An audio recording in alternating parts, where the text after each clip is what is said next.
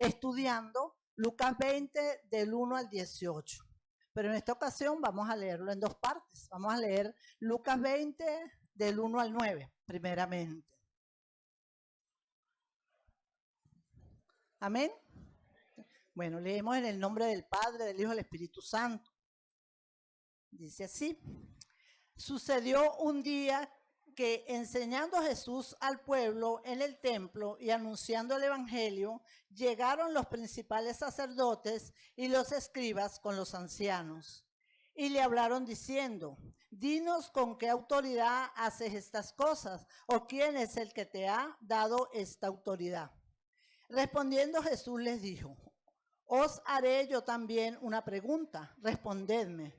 ¿El bautismo de Juan era del cielo o de los hombres? Entonces ellos discutían entre sí diciendo: si decimos del cielo, dirá, ¿por qué pues no le creíste? Y si decimos de los hombres, todo el pueblo nos apedreará, porque están persuadidos de que Juan era profeta. Y respondieron que no sabían de dónde fuese. Entonces Jesús les dijo: yo tampoco os diré con qué autoridad hago estas cosas. Amén. Vamos a orar para poner este tiempo en las manos del Señor. Padre Santo, Señor, en el nombre de Jesús, estamos aquí, Señor, delante de tu presencia. Hemos venido, Señor, a adorarte, a alabarte, a glorificarte en este día, Señor, que tú has dispuesto para nosotros venir a tu presencia. Padre, aquí estamos, Señor, con un corazón dispuesto para escuchar tu palabra, para que tú nos enseñes, Señor, a través de tu palabra, Padre. Que esta palabra llegue a nuestro corazón, Señor, que podamos ponerla en práctica, Padre. Padre Santo, gracias. Gracias por el privilegio, Señor, que tenemos, que cada domingo podemos venir a tu templo, Señor, a escuchar tu palabra, a escuchar tus enseñanzas, Señor. Y todo lo hacemos para tu gloria y tu honra. En el nombre de Jesús. Amén. Amén. Bueno, entonces vemos aquí nuevamente a Jesús enseñando. Ahora, en este libro de Lucas, como ya todos conocemos o muchos conocemos, ¿sí? Que hemos estudiado todos los evangelios consecutivamente, y este libro es escrito por un hombre llamado Lucas. Este hombre Lucas no fue testigo presencial de la vida y la obra de Jesús. Él recopiló toda esta información, él fue alcanzado por Jesús. Por allá lo vemos en Hechos con Pablo, cuando él andaba con Pablo también llevando el mensaje. Pero él recopiló toda esta información de fuentes fidedignas, de testigos presenciales, y él escribió este evangelio. El médico amado, como lo llaman, él era médico. Pensamos que para escribir el evangelio, él utilizó para recopilar toda esta información quizás el método científico. Esto no lo dice la Biblia, pero pensamos porque él era médico. Estos evangelios, lo que es el evangelio de Mateo, de Marcos y de Lucas, son llamados evangelios sinópticos. ¿Por qué serán evangelios sinópticos? Porque ellos se relacionan, porque lo que dicen uno también lo dicen otro, a veces con un poquito más, un poquito menos, pero llevan ese mismo orden. Igualmente, entonces Lucas viene y escribe aquí en este capítulo 20 más acerca de Jesús, de lo que estaba sucediendo con Jesús. Vimos la semana pasada, para ir un poquito atrás en el 19, cuando nos predicaba el anciano Jairo, él nos estaba hablando de la entrada triunfal a Jerusalén. Se estaba acercando el tiempo de Jesús ser crucificado, el tiempo de terminar por ese momento, ese propósito que él había venido a cumplir en la tierra, ¿verdad? Entonces fue la entrada triunfal a Jerusalén. Menos que se acuerdan cuando hablamos del pollino, que él mandó a buscar un pollino y él vino montado en un pollino. El Rey de Reyes, el Señor de Señores vino a Jerusalén montado en un pollino y todo el mundo lo loaba, ¿verdad? Lo recibieron con gran regocijo y le decían: Hosana, Hosana, bendito el que viene en el nombre del Señor. Pero allí estaban, ¿quién? Allí estaban también los sacerdotes. Los escribas le decían a los discípulos, le decían que callaran. Jesús les decía: si ellos callan, las piedras también van a hablar. Después vemos que Jesús entra al templo, llega a Jerusalén y va al templo, a ese lugar que estaba allí donde los judíos se reunían para estudiar la palabra y para conocer a Dios. Él entró al templo y ¿qué hizo? Purificó el templo. El hermano Jairo nos explicó bastante acerca de esto, ¿sí? De cuando él vino, tumbó las mesas de los cambistas. ¿Por qué? Porque esa gente estaba haciendo el templo un negocio. Ellos tenían que sacrificar animales para ofrecer ofrenda a Dios, pero ellos se aprovechaban. Entonces ellos llevaban los animales y se los vendían al otro para que los sacrificara. Y Jesús no estaba agradado, el Señor no estaba agradado con eso, y entonces él purifica el templo, tumba estas mesas, saca estos vendedores del templo. Pero allí estaban nuevamente los sacerdotes, los ancianos, buscando motivo para prender a Jesús, porque ellos no estaban de acuerdo con Jesús. Entonces aquí vamos en este capítulo 20, nos dice que Jesús sucedió un día, posiblemente fue el martes, fue otro día, que enseñando Jesús al pueblo en el templo. Jesús estaba enseñando en ese lugar. Templo significa lugar sagrado. Dios le había dado órdenes a los israelitas desde Moisés, que hizo un santuario en el desierto, ¿verdad? Que hicieran un templo para que fuera el lugar donde les iban a adorar. Así como nosotros podemos adorar al Señor en cualquier parte. Sí, lo adoramos en nuestra casa, con nuestros corazones, todo. Pero tenemos un lugar donde congregarnos. Los domingos venimos todos aquí juntos a escuchar la palabra. Bueno, en ese tiempo también los israelitas, los judíos, iban al templo a escuchar las enseñanzas, porque Dios así lo había instituido. Él había nombrado unos hombres específicos para cumplir con esa responsabilidad. Estos hombres eran los sacerdotes, eran los levitas. A ellos les habían dado la palabra para que ellos se le enseñaran al pueblo. Ellos eran los que tenían esa comisión. Y ya van a ver por qué estamos hablando de esto, ¿verdad? De que estos hombres tenían esa misión de enseñar al pueblo. Porque ellos tenían la palabra, ellos conocían la palabra. Entonces, ¿Jesús qué estaba haciendo allí?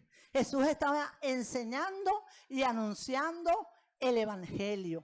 Esa era una de las misiones que él traía, ¿sí? Enseñar, anunciar que el reino de los cielos se había acercado. Enseñaba cómo debían vivir, cómo era que a Dios le agradaba que ellos vivieran, pero también les anunciaba las buenas nuevas, porque esas buenas nuevas ya estaban escritas desde los profetas, ¿sí? Porque habían profecías mesiánicas donde hablaban de esa venida, de ese Mesías. Y él les hablaba y él les decía, pero ellos tenían los ojos velados porque no entendían lo que Jesús les decía. Pero Jesús les decía que ya había venido el Mesías, o sea que él era el que Dios había enviado, y aquí lo vamos a ver.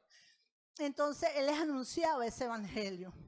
Mis queridos hermanos, el Señor también nos dio a nosotros una misión de enseñar su palabra y de anunciar esas buenas nuevas, ese querigma, ¿verdad? ¿Todos saben? El querigma, sí, lo hemos estudiado, ¿verdad? El mensaje del evangelio. El Señor también nos dio a nosotros esa misión de anunciar ese evangelio, y lo vemos por allá en Mateo 28 en la Gran Comisión. Aquí en Mateo 4:17 dice: desde entonces comenzó Jesús a predicar y a decir: arrepentíos porque el reino de los cielos se ha acercado.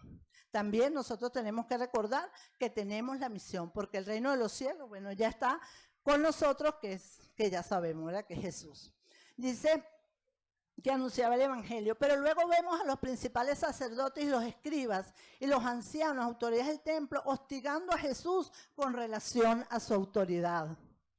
En el versículo 2 dice: y le hablaron diciendo: dinos con qué autoridad haces estas cosas, o quién es el que te ha dado esta autoridad.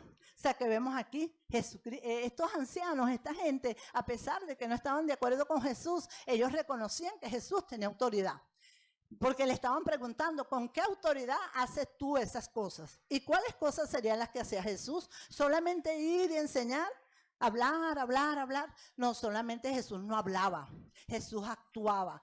Jesús se podía ver que lo que él hablaba, él lo ponía en práctica, ¿verdad? ¿Qué hacía? Él enseñaba, predicaba, modelaba con su vida, sanaba, resucitaba a los muertos, echaba fuera demonios y le seguía mucha gente. ¿Tenía autoridad Jesús? Jesús demostraba que tenía autoridad. Por supuesto que sí, tenía autoridad. Y esta autoridad tenía que venir de Dios, ¿verdad? Para él tener esa autoridad de lo que él hacía. Él hablaba, en Mateo 7:29 dice, porque les enseñaba como quien tiene autoridad y no como los escribas. Porque allí estaban estas personas que hostigaban a Jesús, que eran los escribas. Ellos conocían la palabra, ellos también enseñaban. Por eso Jesús les dijo en Mateo 23:3, así que hagan caso de todo lo que ellos dicen, pero no sigan su ejemplo, porque ellos no hacen lo mismo que ellos dicen.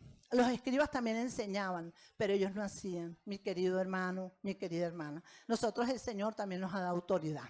Sí, nos dijo que cosas mayores que las que Él hizo, nosotros también podíamos hacer. Pero nosotros tenemos que seguir ese ejemplo de Jesús, ¿sí? Hacer las cosas que decimos, predicar la palabra y vivir la palabra. Vamos a ver qué significa en griego la palabra autoridad. Esta palabra, esta autoridad que ellos le estaban demandando a Jesús, que le estaban preguntando. Dice, la palabra autoridad en griego significa capacidad, privilegio, fuerza, poder, potencia y potestad. Esta era la autoridad que tenía Jesús. Entonces, como saben, mira, aquí en Juan 14:12 dice, de cierto os digo, el que en mí cree las cosas que yo hago, él las hará también. Y aún mayores hará porque yo voy al Padre. ¿Ustedes creen eso? Nosotros podemos hacer las cosas aún mayores de las que hizo Jesús. Jesús ponía las manos sobre los enfermos y los enfermos eran sanados. Él nos dejó esa autoridad también a nosotros, que pondremos manos sobre los enfermos y serán sanados. Autoridad para echar fuera demonios. Autoridad también para predicar su palabra, ¿verdad? Que el Espíritu Santo obre en la vida de las personas, sean abiertos sus ojos y puedan alcanzar la salvación. Amén. Jesús, en su gran sabiduría, Él le responde con otra pregunta. Lo sabemos. Dice en el versículo 3, vamos a leer el 3 y 4, nos dice, respondiendo Jesús les dijo, os haré yo también una pregunta, respondedme. El bautismo de Juan, ¿era del cielo o de los hombres? Estos hombres tenían una controversia con relación al bautismo de Juan el Bautista. Muchos conocemos quién era Juan el Bautista. Este hombre nació primero que Jesús. Él fue enviado por Dios para preparar el camino de Jesús, el camino del Mesías. Él daba testimonio de que venía el Mesías. Vamos rápidamente aquí para saber, conocer un poquito acerca de Juan el Bautista. Yo sé que muchos conocemos de él. En Mateo 3, 1 al 7 nos habla del Juan el Bautista. No lo vamos a leer todo porque es bastante largo. Vamos a parafrasear un poquito aquí, pero ustedes lo pueden leer en casa. ¿Qué hacía Juan el Bautista? Juan el Bautista predicaba en el desierto de Judea. Y él decía, arrepentíos porque el reino de los cielos se ha acercado. O sea, él estaba preparando el camino del Mesías. ¿Cómo estaba vestido Juan? Juan no estaba vestido con trajes lujosos. Juan dice que estaba vestido con pelo de camello y tenía un cinto de cuero alrededor de sus lomos. ¿Qué comía Juan? Juan comía langostas y miel silvestre. Esto le causaba mucho ruido a estos sacerdotes, a estos autoridades del templo. Y salía a él Jerusalén y toda Judea, y eran bautizados por él en el Jordán, confesando sus pecados. Juan el Bautista, por eso le preguntaba, ¿el bautismo de Juan es del cielo o es de los hombres? ¿Por qué? Porque salía Judea, salían los judíos, los israelitas, iban a Juan, y Juan les predicaba, se arrepentían y eran bautizados como señal de que ellos se estaban arrepintiendo. Ese bautismo de Juan era un bautismo de arrepentimiento. ¿Y qué pasó? Iban muchos fariseos, dice, en esa escritura, en ese texto que les di, también a ser bautizados por Juan. Para estas personas, para estos sacerdotes, estos fariseos, eso era como una ofensa. ¿Por qué? Porque en el judaísmo, las personas que eran gentiles, que no pertenecían al judaísmo, ellos abrazaban la fe judía. O sea, ellos se convertían al judaísmo, los gentiles. Cuando ellos se convertían, ellos se bautizaban como testimonio de que ellos se estaban convirtiendo al judaísmo. Ahora imagínate estos fariseos también bautizándose. O sea, para ellos era así como que, bueno, pero si ustedes son judíos, ¿cómo se bautizan? ¿Por qué? Porque ellos se arrepentían, algunos se arrepentían de sus pecados y eran bautizados. ¿Y saben también qué pasó con Juan? Jesús fue bautizado por Juan. Ese bautismo de arrepentimiento, ahorita no es el bautismo de arrepentimiento solamente, ahorita el bautismo conlleva otras cosas más que lo hemos estudiado y lo hemos visto. Pero Jesús, siendo el Hijo de Dios, no teniendo pecado, Él cumplió con ese requisito. En Juan, en la misma cita que les di en el 13, dice: entonces Jesús vino de Galilea a Juan al Jordán para ser bautizado por él. Mas Juan se oponía diciendo: yo necesito ser bautizado por ti y tú vienes a mí. Podemos recordar ese momento del bautismo de Jesús cuando bajó a las aguas. Dice que vino el Espíritu Santo en forma de paloma sobre él y se escuchó una voz del cielo que fue como la confirmación de ese ministerio de Jesús que decía: este es mi Hijo amado en quien tengo complacencia. Esto sucedió en ese momento de ese bautismo de Juan. Entonces nosotros podemos ver allí quién era Juan, qué fue lo que vino a hacer Juan. ¿Y sabe qué le pasó a Juan?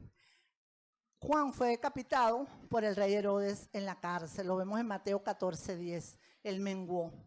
Juan ya no siguió. Después sigue Jesús con su misión, ¿verdad? ¿Y qué le pasó a estos sacerdotes, a estas personas que estaban hostigando a Jesús? ¿Qué le respondieron? ¿Qué pensaban ellos? Ellos decían: si le decimos que es del cielo, Él nos va a preguntar por qué no le creímos. Y si le decimos que es de la tierra, nos van a apedrear, porque la gente sí creía que Juan, o sea, con todas estas señales que había hecho Juan, la gente creía que Juan era un profeta. Entonces ellos tenían intereses ocultos. El interés de ellos para hacerle esa pregunta a Jesús no era sinceramente que ellos querían saber de quién era la autoridad de Jesús. Ellos siempre estaban haciéndole preguntas para que Jesús se equivocara y poderlo meter preso, o sea, poderle echar mano, como dice. Entonces respondieron: no sé de dónde. Vamos por allá por el 7 ya. Entonces Jesús le dijo: yo tampoco diré con qué autoridad hago estas cosas. Jesús no les respondió. Ellos no le respondieron, Él no le respondió. Pero ¿sabes qué? Más adelante podemos ver que Jesús le responde. No le respondió directamente, pero le respondió con una parábola. Ahora vamos a leer del 9 al 18. Vamos a leer, vamos a sacar allí nuestra Biblia y vamos a seguir leyendo. Dice: comenzó luego a decir al pueblo esta parábola. Un hombre plantó una viña y la arrendó a labradores y se ausentó por mucho tiempo. Y a su tiempo envió un siervo a los labradores para que le diesen del fruto de la viña. Pero los labradores le golpearon y le enviaron con las manos vacías. Y volvió a enviar otro siervo, mas ellos a este también golpearon y afrentaron y le enviaron con las manos vacías. Y volvió a enviar un tercer siervo, mas ellos también a este echaron fuera herido. Entonces el señor de la viña dijo: ¿qué haré? Enviaré a mi hijo amado. Quizás cuando le vean a él le tendrán respeto. Mas los labradores al verle discutían entre sí diciendo: este es el heredero, venid, matémosle para que la heredad sea nuestra. Y le echaron fuera de la viña y le mataron. ¿Qué pues les hará el señor de la viña? Vendrá y destruirá a estos labradores y dará su viña a otros. Cuando ellos oyeron esto, dijeron: Dios nos libre. Pero él mirando les dijo: ¿qué pues es lo que está escrito? La piedra que desecharon los edificadores ha venido a ser la cabeza del ángulo. Todo el que cayere sobre aquella piedra será quebrantado, mas sobre quien ella cayere le desmenuzará. Amén. Entonces aquí vemos que Jesús sí le respondió. Y ya vamos a ver por qué Jesús le respondió. Les habla una parábola con relación a un hombre que plantó una viña y la arrendó a unos labradores y se ausentó por un tiempo. Él les dejó la viña lista. Ellos no tenían que hacer nada, solo cuidarla y recoger sus frutos. Ellos estaban encargados de cuidarla cada día. Nosotros nos podemos preguntar: ¿qué sería o quién sería esta viña? Se preguntan: ¿quién será esa viña? Porque Jesús les habló de una viña. Bueno, vamos a Isaías 5, del 1 al 2 y el 7. Vamos a ver qué nos dice. ¿Quién sería esa viña de la que hablaba Jesús?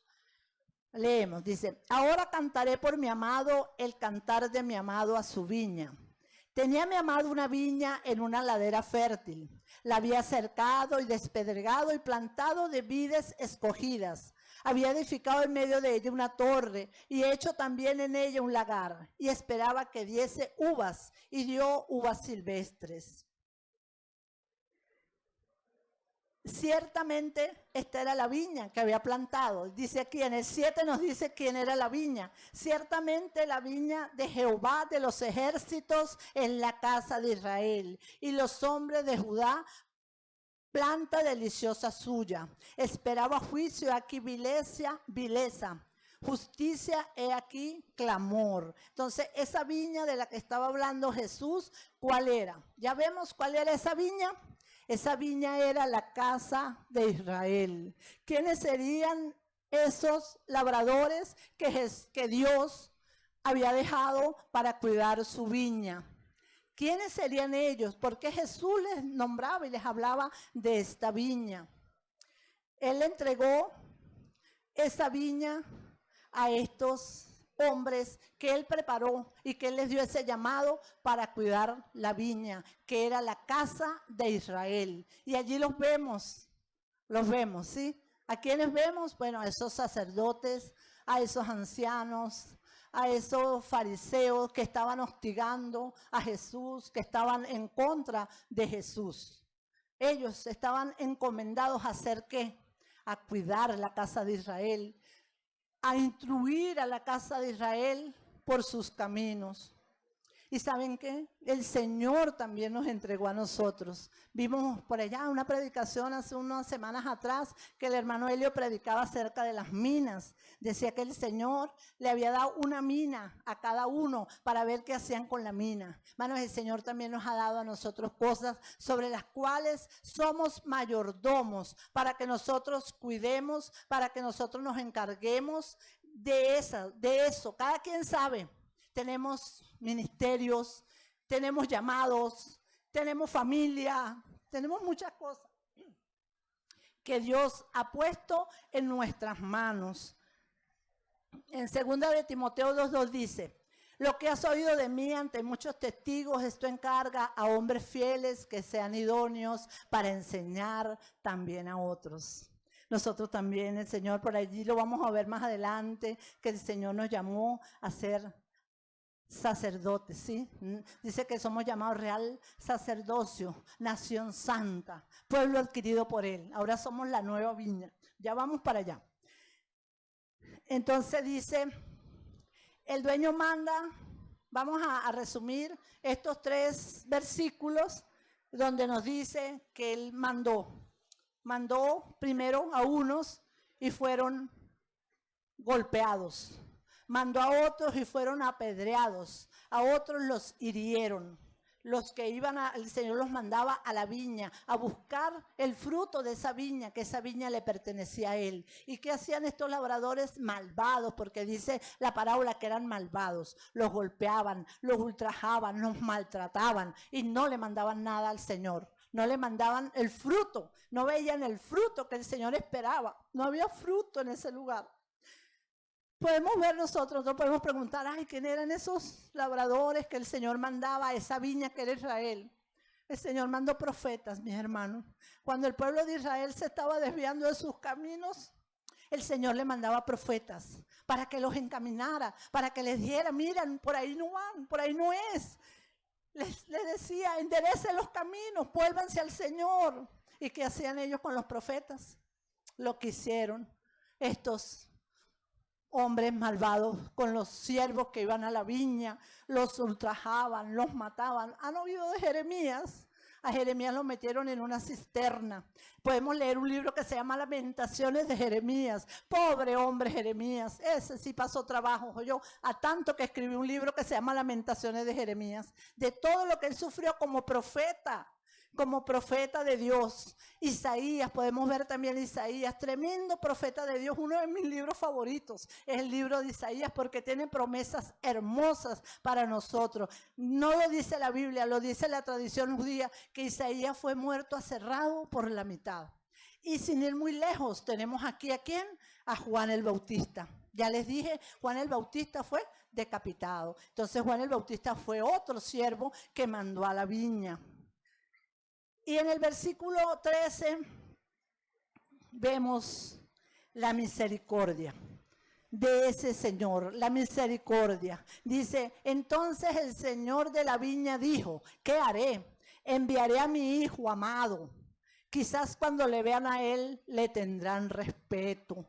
Qué gran misericordia de Dios por esa viña, por ese pueblo. Ahora él decidió que les iba a mandar a su hijo amado, ¿verdad? Cuando escuchamos hijo amado, ya sabemos a quién se está refiriendo, ¿sí? Mi hijo amado, como dijo el Señor. Les mandaré al hijo amado. Ante esta actitud, todavía el dueño piensa en que ellos van a enmendar su forma de actuar con este hijo. ¿Qué hicieron los labradores al verle? En el 14, más los labradores al verle discutían entre sí diciendo, este es el heredero, venid, matémosle para que la heredad sea nuestra. Y le echaron fuera de la viña y le mataron. ¿Qué pues le hará el Señor de la viña? ¿Qué les hará el Señor? Ellos, ¿qué hicieron? Estos hombres se adueñaron de esta viña, tenían hambre y sed de poder. No querían que Jesús descubriera sus actos, lo que ellos hacían. Y vemos que cuando Jesús le hablaba a los fariseos, le hablaba a esta gente, les decía que eran tumbas blanqueadas, que eran hipócritas. ¿Por qué? Porque Jesús podía ver lo que había en su corazón. Como vimos anteriormente, ellos predicaban, pero ellos no ponían en práctica lo que ellos hacían. Ellos se creían dueños de la verdad, dueños de esa verdad, y ellos no querían darle esa autoridad o ese recibimiento a Jesús como tenía que ser. Ellos no, si Jesús venía y descubría quiénes eran ellos iban a perder el poder que ellos tenían, ¿verdad? Se enceguecían con esas ansias que tenían de poder. Jesús, el Hijo amado, Jesús, el Señor envía a Jesús, a esa viña, a ese pueblo de Israel es enviado Jesús, tal cual como lo dice en esta parábola, ¿sí? ¿Qué hicieron con Jesús? ¿Qué hicieron estos hombres con Jesús? Estas autoridades con Jesús. Lo vemos en Juan 19, 16 al 17. Dice, así que entonces lo entregó a ellos para que fuese crucificado. Tomaron pues a Jesús y le llevaron. Y él, cargando su cruz, salió al lugar llamado de la Calavera, y en hebreo Gólgota. Y allí le crucificaron, y con él a otros dos, uno a cada lado, y Jesús en el medio. Amén. Tal cual como Jesús habló de esta viña, él estaba hablando en el futuro, porque en ese momento todavía él estaba vivo, pero él sabía por lo que le iba a pasar. Y a él lo sacaron también fuera de la viña. Dice que Jesús murió fuera de la ciudad, fuera de Jerusalén. Ahora, ¿qué iba a hacer el Señor con estos labradores malvados? Dice que los iba a destruir. En el 16, vendrá y destruirá a estos labradores y dará su viña a otros. ¿Ven? Y los iba a destruir y iba a dar su viña a otros que sí quisieran labrar su viña. Nosotros sabemos que Jesús, cuando murió en la cruz, cuando estaba agonizando, Jesús dijo, Señor, perdónalos porque no saben lo que hacen. A los que lo estaban crucificando, Jesús los perdonó. Vemos también a Esteban al morir apedreado, también dijo lo mismo. Señor, perdónalos porque no saben lo que hacen. El que iba a ser a esos labradores no era el Señor, ¿verdad? No era el Hijo, porque Él los perdonó en su corazón, como la actitud que debe tener cada siervo del Señor. El Señor vela y cuida de nosotros. La venganza no es de nosotros, es del Señor. Nuestro corazón debe ser como ese corazón de Jesús, como ese corazón de Esteban. Cuando sufría, cuando le hacían daño, que decía, Señor, perdónalos, que ellos no saben lo que hacen. Ese también debe ser nuestro corazón, porque también en nuestro caminar cristiano pasamos por circunstancias difíciles, ¿verdad?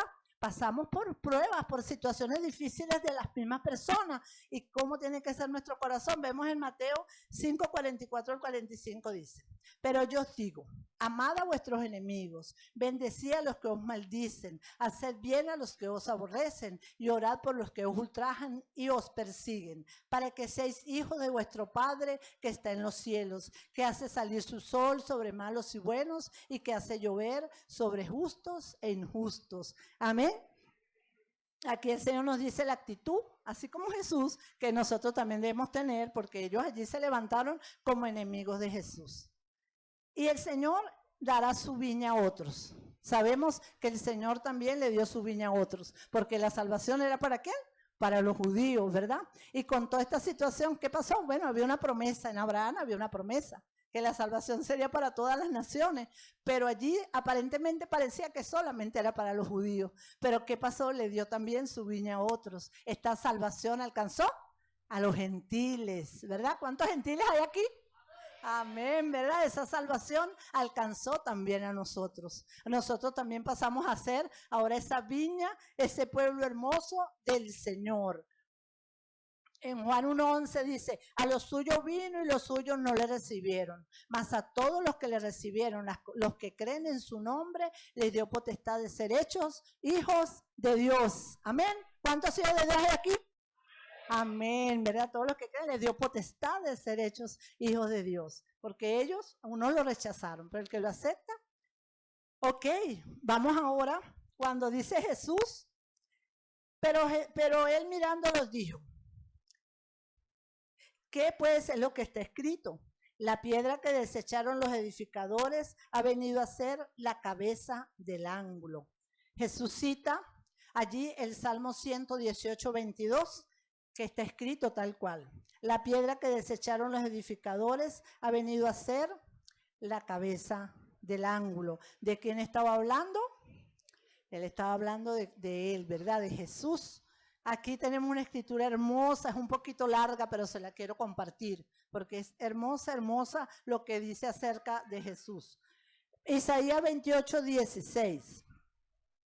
Dice, por tanto Jehová el Señor dice así, he aquí que yo he puesto en Sión por fundamento una piedra probada angular, preciosa, de cimiento estable. El que cayere no se apresure.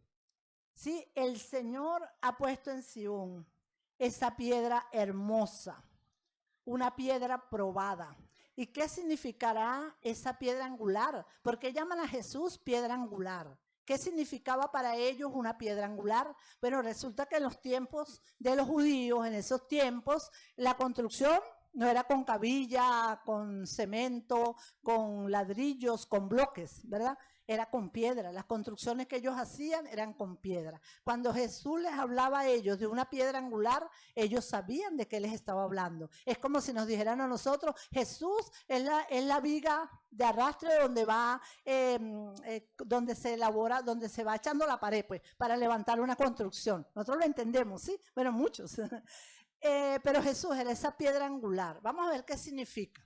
Dice, piedra que hace esquina en un edificio, juntándolo y sosteniendo dos paredes. Era una guía para ir colocando las demás piedras en su lugar para que el edificio quedara estable. Debían ajustarse las piedras a la piedra angular del fundamento. Era de gran tamaño y servía para unir entre sí las diferentes partes de la estructura. Piedra cabeza del ángulo, piedra de corona. Si en esa construcción no había una piedra angular, esa construcción que le pasaba se caía, se desmoronaba. Tenía que estar esa piedra, y la piedra era buscada, la piedra era probada, no era cualquiera. Tenían que revisarla, que no se partiera, que fuera fuerte, que fuera duro, que fuera un buen cimiento.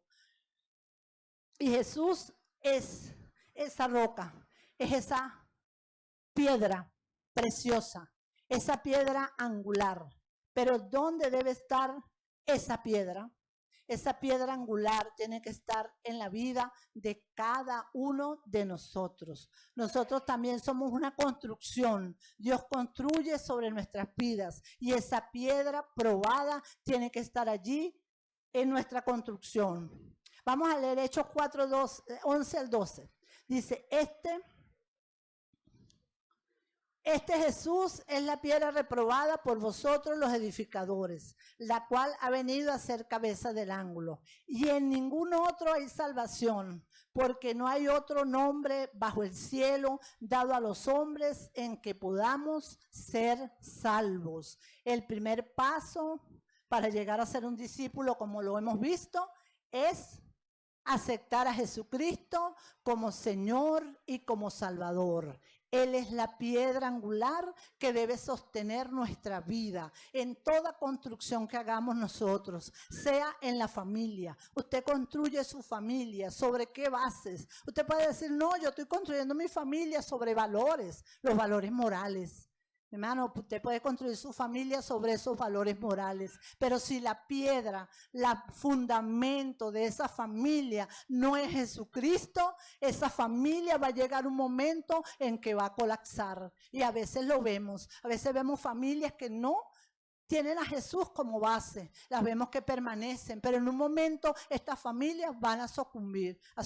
¿Por qué? Porque Jesús debe ser esa piedra. Tu carrera, joven. Aquí tenemos bastantes jóvenes que están en la universidad estudiando con un anhelo de tener una carrera, con un anhelo de proyectarse al futuro. Mis amados jóvenes, Jesús debe ser la piedra angular de esa carrera que ustedes están estudiando, llegar a ser esos profesionales, pero con Jesús allí como esa piedra, como esa base, como ese fundamento, ¿sí? En su trabajo, en todo lo que ustedes hagan debe estar esa piedra, porque si no, ¿qué va a pasar? Esa estructura se va a caer. Aquí hay una escritura hermosa que les voy a regalar también. Primera de Pedro 2, 4 al 6. Esta es la que era larga, la otra decía ya no era tan larga. Esta sí es más larga. Pero vamos a leerla allí, vamos a buscarla. Vamos a buscarla en el teléfono para leerla juntos. Acompáñenme. Vamos a leerla allí. Primera de Pedro 2, 4 al 6. Y se van a ver ustedes allí. A ver, ¿dónde están? Amén. ¿La tenemos todos? Amén. Dice, acercaos a él, piedra viva, desechada ciertamente por los hombres, mas para Dios escogida y preciosa. Vosotros también como piedras vivas edificados, como casa espiritual y sacerdocio santo, para ofrecer sacrificios espirituales aceptables a Dios por medio de Jesucristo, por lo cual también contiene la escritura, aquí pongo en Sion la principal piedra del ángulo, escogida, preciosa, y el que creyere en él no será avergonzado. Amén.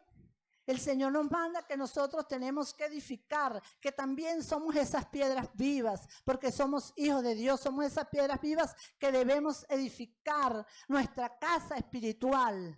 Somos sacerdotes, dice que somos sacerdotes, pueblo escogido por Dios, real sacerdocio, pero esa casa debe ser edificada sobre esos fundamentos que el Señor nos ha dado, como es esa piedra angular que es Jesús.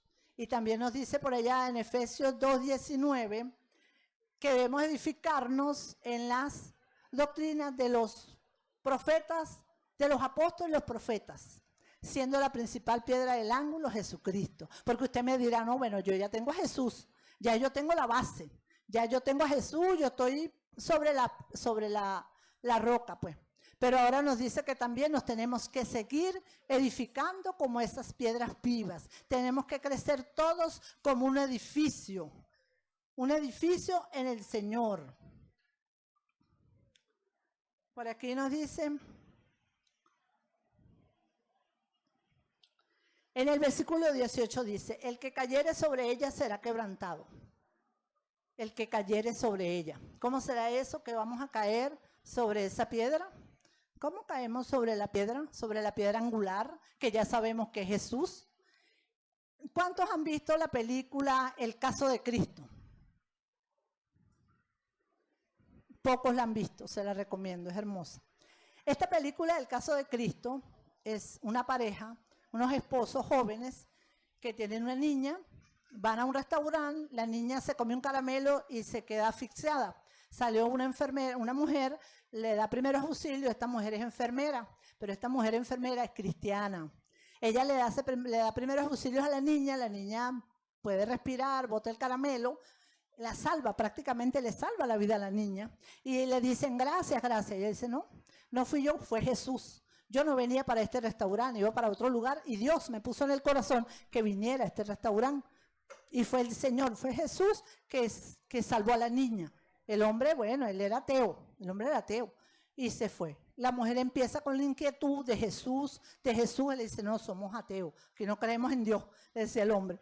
Y ella se empeñó y fue a la iglesia, donde estaba la enfermera que la había invitado a la iglesia. Y ella, para ir rápido, ella acepta a Jesús, la esposa acepta a Jesús y llega y le dice a él lo que está sucediendo, que ella había conocido a Jesús, que ella había hecho la oración y había aceptado a Jesús. El hombre se quedó, bueno, mal, se puso mal porque él decía que ellos no creían en eso y la mujer oraba y hablaba de Jesús y decía, no, ahora estás enamorada de Jesús, ahora me estás siendo infiel con Jesús, una cosa así. Y él estaba muy enojado por esto, pero pensando una estrategia, cómo sacaba a la mujer de ser cristiana, o sea, cómo la convencía para que ella dejara de ser cristiana, porque decía, no, le lavaron el cerebro, y decía, no, yo conozco a Jesús. Resulta que el hombre era periodista de estos que investigan los casos para hacer noticias fidedignas, pues, era investigador, pero era periodista. Y él empieza a hacer una investigación para demostrar que Jesús no era Dios, y fue a hablar con un hombre y el hombre le dijo, para que usted diga que Jesús no es Dios, usted tiene que demostrar que Jesús no resucitó. Ese es el punto, eso es lo que ellos creen, eso es lo que les da la base, porque claro, sabemos que Pablo dice, si Jesús no resucitó, en vano es nuestra fe, ¿verdad? Entonces él empieza a buscar, a investigar para demostrar que Jesús no había resucitado. Él empieza esta investigación, fue a los religiosos, fue a la iglesia católica, fue a un psicólogo para confirmar que esos 400 personas que eran testigos de la resurrección de Cristo estaban hipnotizados. Los habían hipnotizado a 400 personas en lugares diferentes para que todos vieran que habían visto a Cristo resucitado. Bueno, él fue allí, el psicólogo le dijo, eso es imposible. Eso es imposible, ese sería un milagro más grande, si todos fueron hipnotizados a la misma vez para que dijeran eso. Eso no puede ser posible en cuanto a la psicología. Y le dijo, ¿pero qué hago? Bueno, váyase a un médico, vaya a la ciencia médica. Ellos son los que le van a dar respuesta. Y este hombre fue a un doctor de medicina muy famoso, de muchos años de servicio en la medicina, un científico, a que le comprobara que Jesús era que se había quedado dormido y se había despertado y después él había salido de la tumba, porque no era resurrección. Este científico fue, bueno, ya ese fue como el paso final que este hombre dio. El médico le da, ¿cómo se dice? O sea, le da la información con relación a los 39 latigazos que sufrió el Señor. Le dice que una persona que le den esos latigazos en su espalda, con esas piedras, con esa forma como eran esos látigos, era casi imposible que viviera después de eso, ¿no? Pero que el Señor había aguantado, el Señor ya no era capaz de llevar su cruz porque estaba demasiado herido, porque esos latigazos le llegaban hasta las costillas, el sangrado que tenía allí. Y cuando es crucificado, cuando es puesto en la cruz, en la forma como él lo crucifican, al subirle los brazos en la cruz, su cuello queda hacia abajo, que no le permite respirar, porque para que él respirara, él tendría que subir las costillas para agarrar aire. ¿Y cómo subía las costillas si todo el peso de su cuerpo estaba sobre sus costillas? Era imposible que Jesús pudiera respirar. Le dijo también que cuando le metieron la lanza en el costado, allí fue agua con sangre. Que eso era la evidencia de que Jesús ya había muerto antes de que le metieran la lanza, porque le había dado como que una hipoxia respiratoria, porque no había podido respirar. le dijo todo esto y el hombre le dijo, eso es lo que te puedo decir, no te puedo decir otra cosa. Bueno, ¿saben qué? No les voy a contar más, a lo mejor si ustedes la ven, la van a entender mejor, porque no tengo conocimiento científico ni nada de esto. Mano, pero ¿sabes qué? Este hombre cayó sobre la piedra. Este hombre se dio contra la piedra, contra esa piedra angular. Este hombre cayó, llegó a casa de su esposa llorando, aceptando a Jesús, porque el que choca contra esa piedra es quebrantado. Y a nosotros nos sucedió. Amén, gloria a Dios. Todos nosotros que estamos aquí chocamos un día contra esa piedra, ¿verdad? No nos quedaba otro camino que abrir nuestro corazón, corazón quebrantado que Dios nos rechaza. Cuando quebrantamos ese corazón delante del Señor y le decimos, Señor, me rindo, ya no sigo luchando, Señor, me rindo a tus pies y reconozco que tú eres esa piedra angular, Señor, que es la base de nuestra vida, esa piedra que nos da vida, esa piedra que nos da salvación, que nos da vida eterna, que nos da esperanza, porque quizás estás pasando momentos duros en este momento, pero ¿saben qué? Jesucristo es la esperanza, porque dice que no son comparables las aflicciones del tiempo presente con la gloria venidera, porque Él fue a prepararnos una morada, un lugar hermoso junto a Él. Amén. Entonces llegamos y chocamos contra esa piedra, ¿para qué? Para ser salvos, para abrir nuestro corazón. Denle un aplauso al Señor.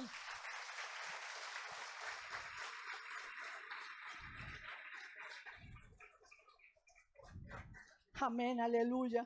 Y no podemos dejar de leer este que dice, y el que cayere sobre ella, lo desmenuzará. Le damos gracias al Señor que caímos sobre ella y fuimos quebrantados y estamos aquí como hijos amados, como escogidos del Señor. Dice en Juan 3:16 al 18, no podría dejar de leerlo.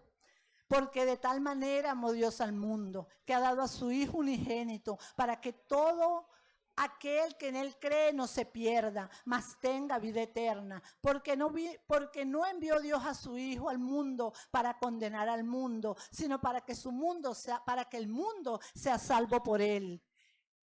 El que cree en Él no es condenado, pero el que no cree ya ha sido condenado porque no ha creído en el nombre del unigénito Hijo de Dios. Amén.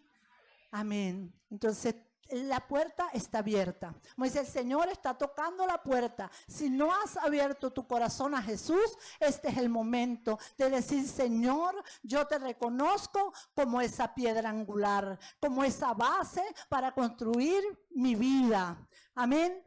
Porque el Señor no quiere que nadie se pierda, sino que todos lleguen al arrepentimiento. Amén. Vamos a pasar por aquí, ya para culminar, a mi esposo,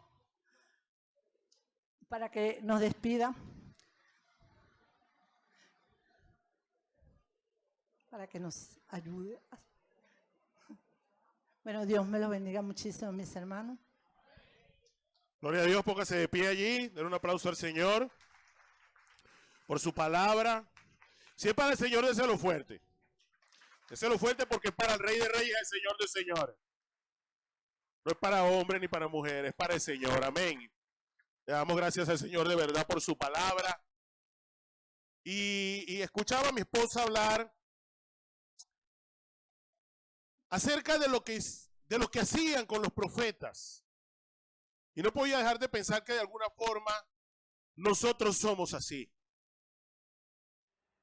Lo que pasaba con los profetas era la desestimación del mensaje. No queremos escucharte. No nos importa ese mensaje. Imagino a Jeremías parado en la plaza hablando acerca de lo que Dios decía y la forma en la que quería que su pueblo se condujera. Y alguien diciendo, otra vez este fastidioso con ese mensaje.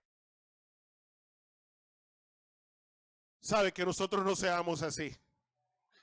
Que nosotros podamos entender de verdad que cada vez que alguien se para y abre la Biblia y habla, es Dios trayendo un mensaje a nuestra vida. Que nosotros podamos decir, oye Señor, entiendo que esto no lo estoy haciendo bien. Oye, Señor, entiendo que tú quieres que yo mejore en esta área. Porque, ¿sabes? Se sigue haciendo lo mismo con los profetas. Se sigue haciendo lo mismo con los que hablan de parte de Dios. Pero la verdad es que Dios sigue hablando. Dice que su Espíritu Santo que está en nosotros nos guía a toda verdad. ¿Sabes? Si Dios te habla sobre una cosa, mientras estás aquí cada domingo, una sola cosa, dale gracias a Dios por eso. Y pídele al Espíritu Santo que te ayude a corregir eso, a encaminarte en eso. ¿Sabes? Ciertamente estamos en los tiempos finales, amados hermanos. La depravación social, la depravación moral avanza cada vez más. Cada vez más se llama a lo bueno malo y a lo malo bueno. Esto no va a cambiar. Eso lo dice esta Biblia, la palabra del Señor. Pero nuestra tarea es recibir el buen consejo de Dios para transmitirlo allá afuera, amados hermanos. Porque si nosotros no hacemos nada con el mensaje que usted escucha lee por su grupo devocional o que escucha aquí cada domingo, mi amado hermano, se lo digo, es como quien apedrea a los profetas. Está desestimando el mensaje. Y como pastor quiero exhortarle, quiero animarle de verdad a que haga buen uso de la palabra que Dios trae a nuestras vidas cada día. Le damos gracias al Señor de verdad, porque nos encontramos con Cristo y abrió a nuestros ojos. Pero no debemos dejar de reflexionar cada día de nuestra vida sobre el por qué el Señor abrió nuestros ojos. ¿Por qué el Señor puso su Espíritu Santo en tu corazón? ¿Por qué pone sus palabras en tu mente y en tu corazón? Es porque allá afuera hay mucha necesidad. Es porque en tu familia hay gente que se va a perder si tú no le llevas el mensaje. Este mensaje. Si tú no le presentas a Cristo como la piedra angular, como la piedra que lo sostiene todo. Y que la gente, tu familia, tus amigos puedan ver que ciertamente tu familia, tu vida, tu matrimonio, tus estudios no están sostenidos por tu capacidad ni por tu economía. Están sostenidos por Cristo. Están sostenidos porque vives conforme a su palabra. Porque como bien lo decía mi esposa, nosotros estamos edificando cada día de nuestra vida. Todo es edificación. Y por eso necesitamos como iglesia afirmarnos en el Señor. Quiero pedirle allí que incline su rostro, por favor, y vamos a orarle a Dios. Vamos a pedirle ayuda para poder estimar su palabra en estos tiempos tan difíciles, pero en los que Dios ha puesto algo especial en cada uno de los que estamos aquí para que lo llevemos allá afuera. Amado Dios, te damos gracias.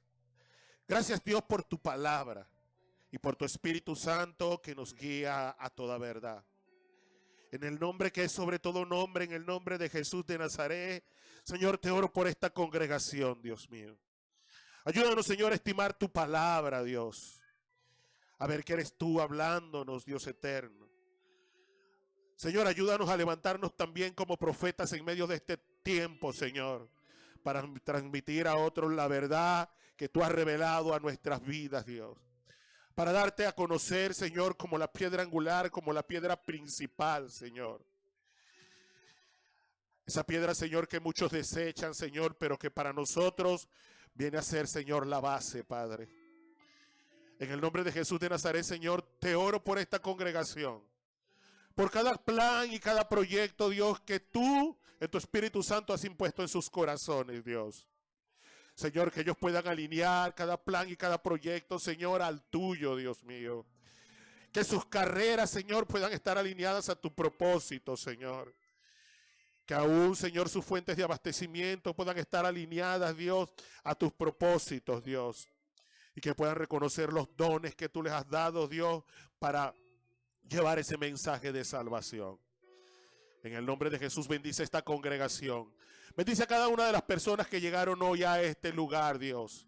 Manifiéstate de manera especial, abre las escrituras para ellos, Dios, Padre, y que ellos puedan meditar conforme dice tu palabra cada día, de día y de noche en esa palabra, Dios eterno, para que sean bienaventurados y tú puedas prosperar todas las cosas que hagan, Dios.